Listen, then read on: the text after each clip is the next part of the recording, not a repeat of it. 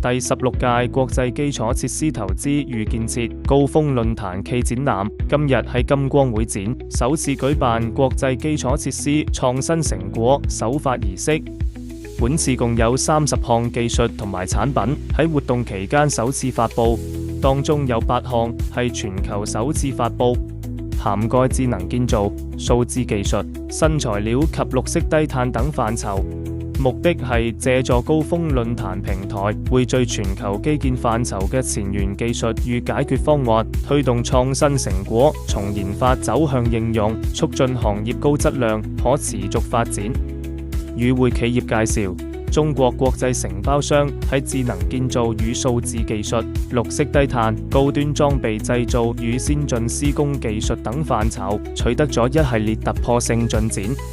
我們這次首發推的產品呢是垂直盾構一個技術，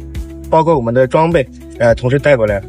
它這個裝備呢是全世界直徑最大的，直徑是23米的垂直機械法的一個數級的設備。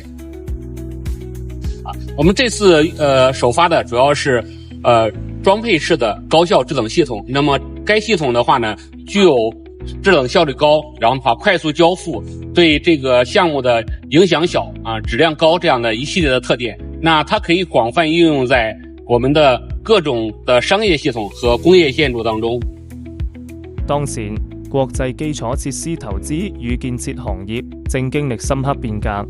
創新日益成為行業高質量同埋可持續發展嘅關鍵動力。本次發布30項創新成果，正係企業不斷追求創新卓越、勇攀技術高峰嘅縮影。